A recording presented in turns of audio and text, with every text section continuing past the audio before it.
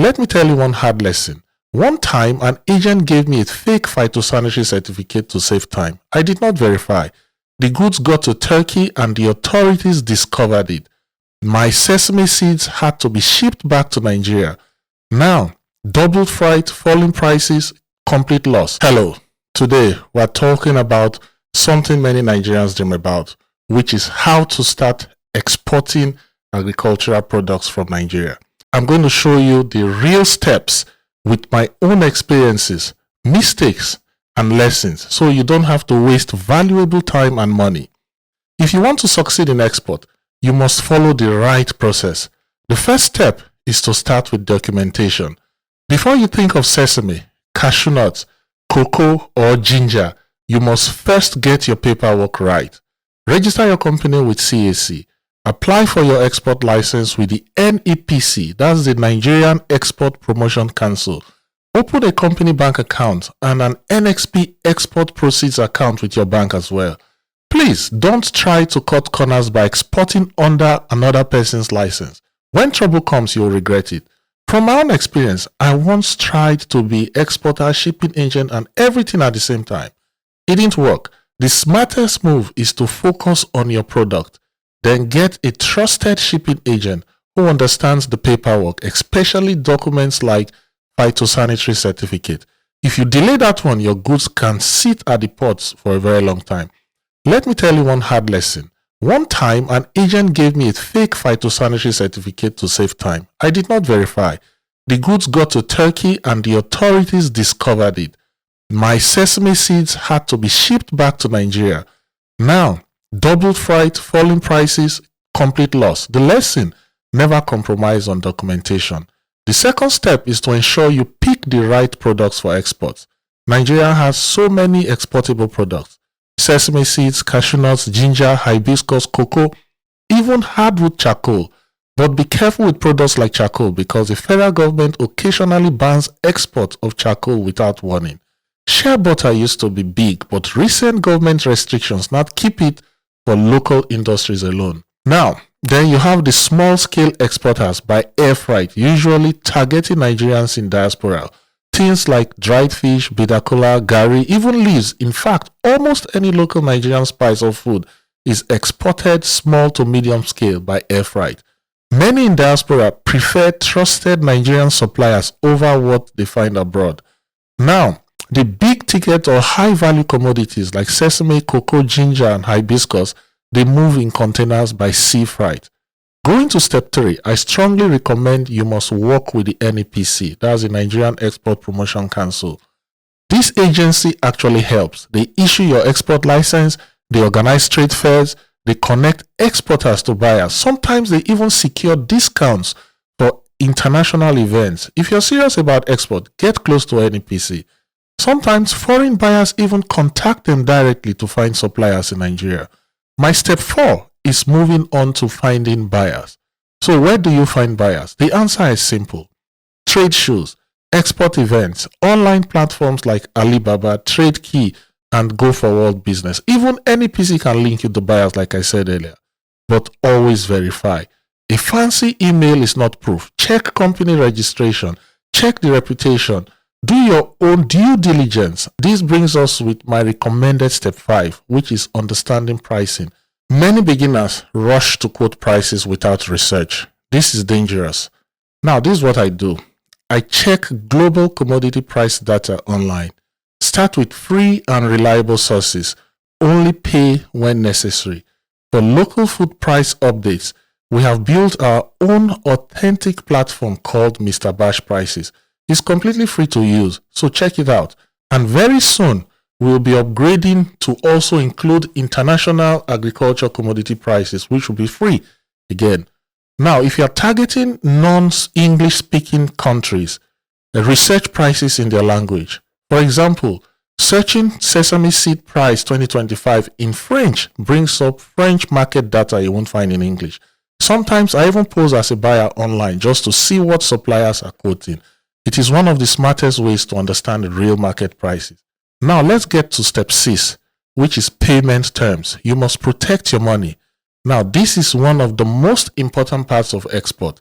Payment terms and your NXP account, because you can ship the best cashew or the whitest sesame, but if you don't get paid properly, then na Father Christmas you be.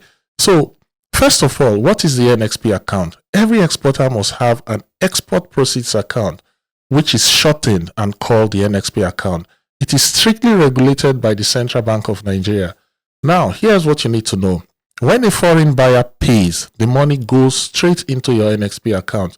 The fund comes in foreign currency, usually the United States dollars, but the CBN controls how you access it.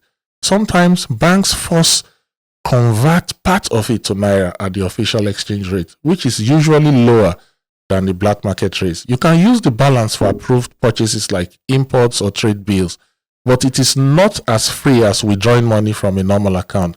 So remember, your money enters Nigeria, but CBN decides how you touch it. Now, talking about payment methods for you to receive payments for your goods, there are a number of ways which I'll talk about, starting with the advance payment method. This is when money is sent or paid in advance through telegraphic transfer. You might see it as TT for short, which in today's practice simply means bank-to-bank international wire transfer or SWIFT payment in advance of receiving goods. This is the sweetest methods for the exporter. The buyer pays you before you ship, sometimes 100% or more often 30 to 50%. This is safe for you but risky for the buyer. This is mostly common with diaspora buyers or people who already trust you. Then there is a letter of credit. This payment method appears to be the safest for both sides. The buyer's bank guarantees payment if your documents are correct, but be aware that the buyers can use letter of credit to frustrate you as well. I know an exporter whose money was delayed for months because the invoice date did not match the bill of lading. Some buyers even design impossible LC conditions just to force price rate renegotiation. One thing you must know is that international trade is like a jungle of no mercy. Many of your first-time buyers will quickly capitalize on your ignorance or carelessness to beat your prices down as best they can. Another payment method is cash against documents, or CAD as it's called. Here, your bank sends the shipping documents to the buyer's bank. The buyer must pay before collecting the documents. It sounds safe, but if the buyer delays, your goods will sit at the ports, building demurrage. If world prices fall, they may refuse to pay at all. So, CAD or cash against document is safer than open account, which I'll talk about in a minute, but still risky to new buyers. Now let's talk about open account. This one, my brother, my sister, don't even think of it as a beginner. It means you ship first, the buyer pays later. As a first timer, you'll come across potential foreign buyers who try to play the game that Nigerians cheat and Nigerian products are low. Now, they do this purposely to undercut you by pricing you low. They will try to convince you that, build trust. Once they imply this, be very alert and careful, because if you send your goods to them without immediate payment or legal guarantee by way of LC 100%, they will never pay for those goods after they receive them. This payment method is the safest for the buyer but the riskiest for you. What smart exporters do in Nigeria, they use a hybrid approach. They collect 30 to 50% advance upfront, then ship their goods, then collect the balance through letter of credit or cash against document. That way, even if there's a delay or problem, you already have something in hand. It saved me once when a buyer delayed balance by 3 weeks because I already had 40% advance, so I could still sleep at night. Many foreign buyers try to play tricks against Nigerian exporters, and like I earlier mentioned, they will talk down Nigerian products. They say your cashew is poor quality or your sesame is bad. Why?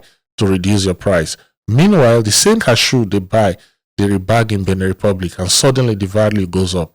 This is why you must export clean, well-processed, well-documented products. That way, you can push back with confidence. Now, going to step 7 in your export journey, you might also hear about what's called consignment export. This is an advanced export strategy. It simply means you ship your goods abroad, maybe to Turkey or China, and instead of having a buyer ready, you place the goods in a warehouse until you find one. Now, there are 2 ways this is done. The first is normal storage, where you pay customs duties, clear the goods, and store them. This is expensive because you've already tied up money before selling. The second way, which is preferred, is using customs bonded warehouse or free zone storage. Here, you don't have to pay duties upfront. Your goods stay in bonded storage until they are sold or re-exported. This reduces the risk, but you still pay rent and handling charges. The good side, your goods are already close to the buyers, and in sesame consuming countries like Turkey or China, it's almost guaranteed you'll find a buyer once your product is in their territory. The bad side, if the price drops while your goods are sitting there, you may have to sell at a loss, and storage fees will eat your profits. So my advice, don't jump into consignment export as a beginner.